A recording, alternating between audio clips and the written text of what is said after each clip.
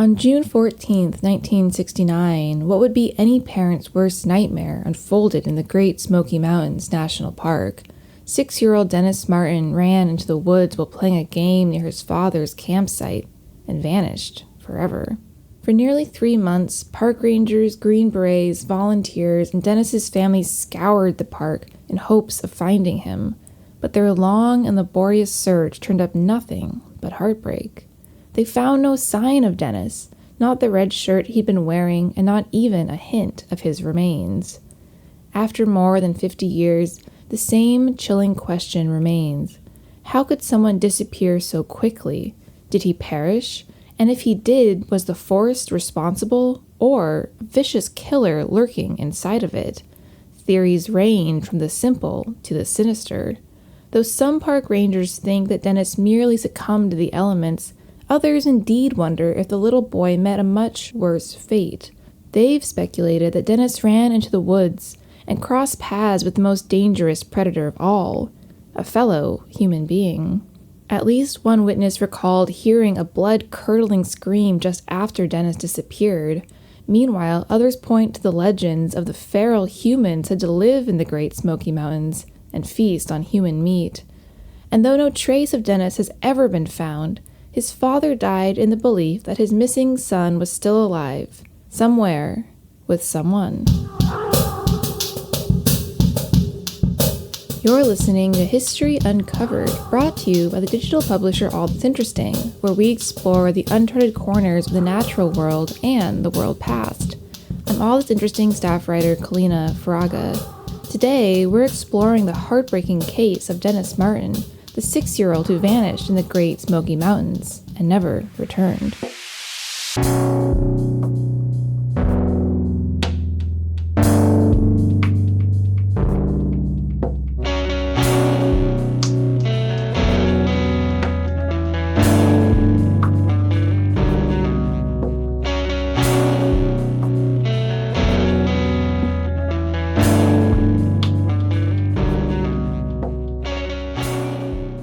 The day before Dennis disappeared was a good one for the Martin family.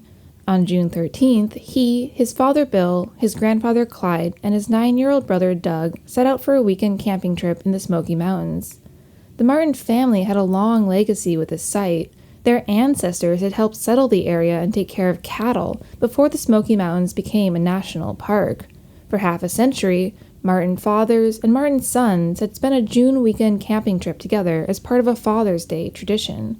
Now, Dennis was finally old enough to be included. He was small for his age, but confident in nature. Though he'd never camped overnight away from home before, his parents had long brought him along on hikes, even carrying him when he couldn't yet walk. But this hike would cast a shadow over the Martin family tradition forever. On Saturday, June 14th, Dennis, his father, his brother, and his grandfather woke up at their campsite at Spence Field. Then, they spent the day making their way up to Spence Field, a mountain highland meadow that straddles the Tennessee-North Carolina border. There, they encountered another family with 2 young boys. As the children played, the adults chatted and enjoyed the sweeping panoramic view. Around 4:30 p.m., the adults watched out of the corner of their eyes as the 4 boys gathered and fell suspiciously silent. They began to whisper to each other, planning a prank to pull on the grown-ups. And, all of a sudden, they scattered. 2 of the other family's boys and Doug ran south. Dennis ran north. Just a couple of minutes passed before the 3 boys came leaping out of the woods to scare the adults, who went along with the joke and pretended to be surprised. But then Bill realized that one of the boys was missing. Dennis had not jumped out with the others. The boys explained that they'd asked him to jump out separately because of his red t-shirt. They thought he'd be too easy to spot. But as the adults scoured the campsite, they saw no flash of red among the thick knots of rhododendrons that surrounded Spence Field. To make matters worse, a wind had picked up, drowning out calls of Dennis's name and muting any of his possible replies or cries for help. Bill Martin searched through the woods nearby, and Clyde Martin even hiked 6 miles to a park ranger station to alert them about Dennis, but the 6-year-old had vanished. And then it started to rain.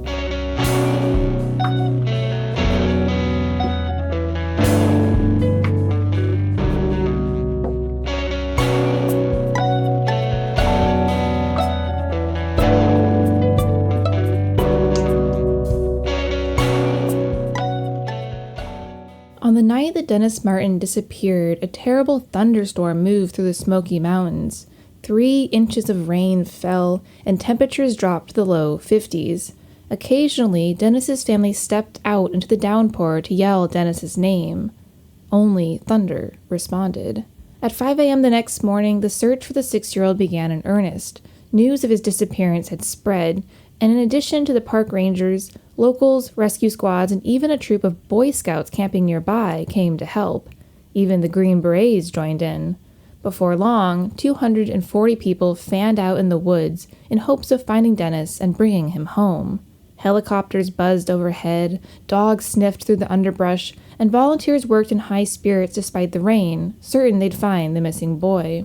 Dennis's mother, Violet, who joined the search, felt optimistic that they'd quickly recover her youngest son. She said, quote, "I have a feeling we're going to find him. Maybe God sent us this ordeal so we could appreciate things more," unquote. But though the ranks of searchers swelled over the next couple of days, eventually peaking at 1,400 and even attracting the attention of President Richard Nixon, who monitored the situation from the White House, they found no sign of the missing boy. To Dwight McCarter, a park ranger who helped with the search, each new wave of enthusiastic volunteers brought on a sinking feeling. He began to realize that they were doing more harm than good. Some of the volunteers, well-intentioned but inexperienced, had never even been in the Smoky Mountains before.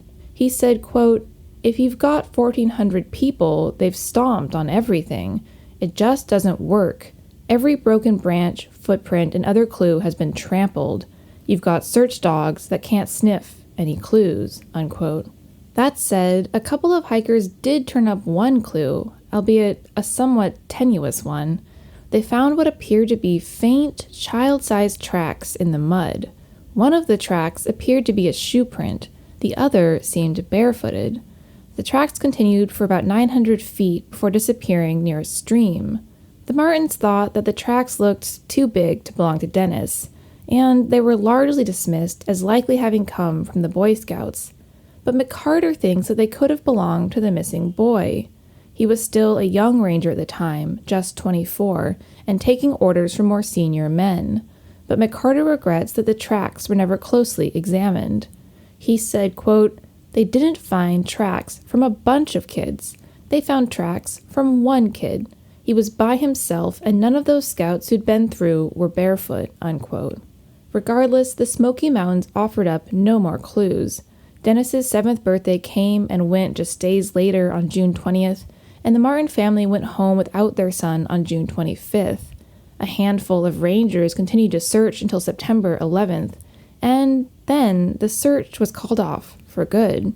Dennis, it seemed, had simply vanished into the wilderness, and though no one knows for sure what happened to him, a few more clues, each as chilling as the last, emerged in the years that followed.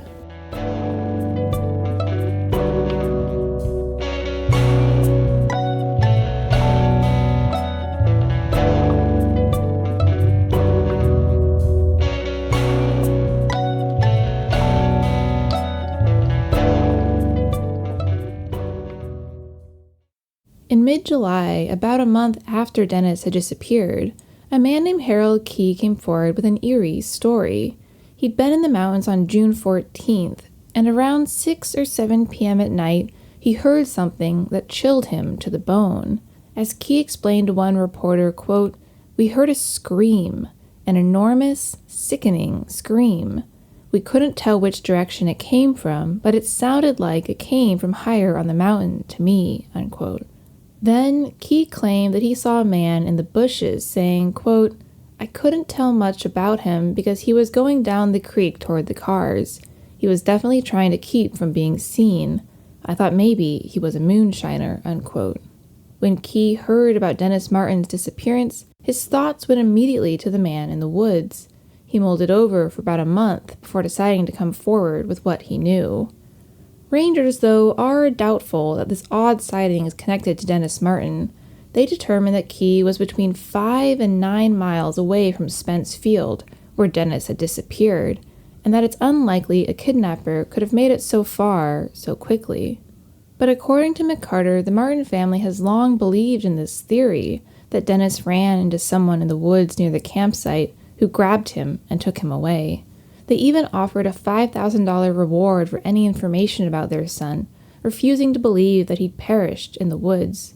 Bill Martin said, quote, "I've got nothing to go on, no evidence, but it's a possibility and the only one we have that the boy is still alive," unquote. Indeed, rumors have long spread about the quote-unquote feral people living in the Smokies, and some in the internet age have suggested that one of them snatched Dennis away from his family's campsite and took him deep into the wild. But some think the explanation is more simple, if still heart-wrenching. For one, Dennis could have perished on the very first night of hypothermia. Lost in the cold and the darkness without proper gear, he may have died during the storm. It's also possible that some kind of wild animal killed him. McCarter noted that bears were especially ravenous that summer, and that one had wandered into a boar trap baited with corn, something that bears don't usually seek out near Spence Field. As such, McCarter believes it's definitely possible that an animal attacked Dennis. What's more, someone went to McCarter in July 1985 to tell him that he'd found a child-sized skeleton, including a skull, in the Smoky Mountains a couple of years after Dennis's disappearance. He'd been hunting ginseng when he came across the bones in the ground near an uprooted tree, but the man had been hunting illegally, so he didn't report his sighting for years. A team of 30 soon came to investigate the site and found that it was about 3.5 miles downhill from where Dennis had last been seen, but the bones were gone. They'd likely been scavenged and scattered by wild animals. Clay Jordan, the deputy park superintendent, believes that the simplest explanation is probably the best in this case. He said, quote, "For me, I don't have to look for another explanation because I know it can happen so easily. I think he wandered off in the wrong direction, ended up on the wrong trail, and then just kept going," unquote. Maybe Jordan is right. Maybe he's not. To date, no one knows what happened to Dennis Martin. But what is certain is that his disappearance has changed how search parties operate to this very day.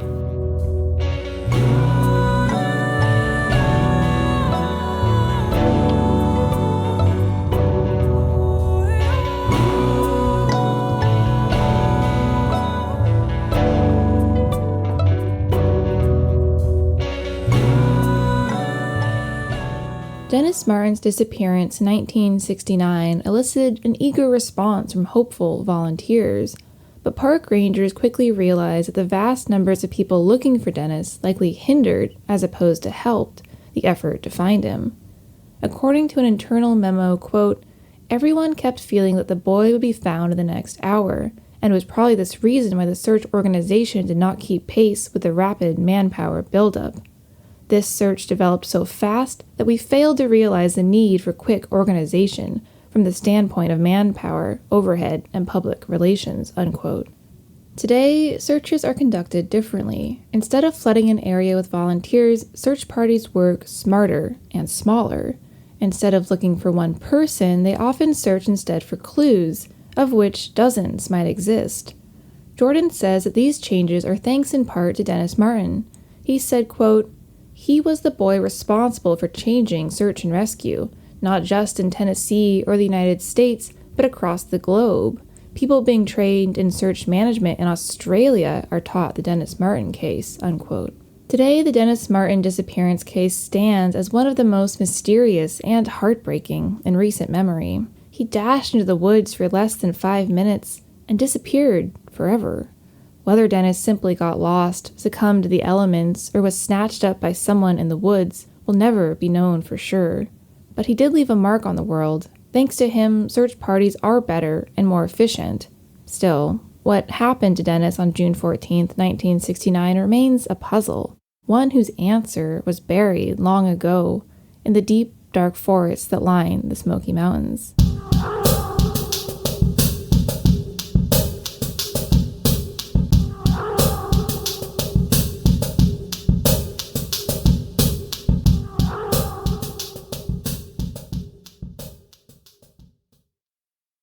Thanks for listening to History Uncovered. I'm History Uncovered's producer, Kit Westneat. If you like the show, help others find us by leaving a review on Apple Podcasts or Spotify. And be sure to follow the All That's Interesting and History Revealed pages on Facebook and Real History Uncovered on Instagram. Make sure you don't miss out on the new episodes and subscribe to the History Uncovered podcast. And keep up with our latest stories at allthat'sinteresting.com. If you have a question about the show or just want to say hi, feel free to call us at 929-526-3029 or email us at podcast@allthat'sinteresting.com. This podcast is part of the Airwave Media Podcast Network. Visit airwavemedia.com to listen and subscribe to their other fine shows like Legends of the Old West and Redacted History. Until next time, keep exploring.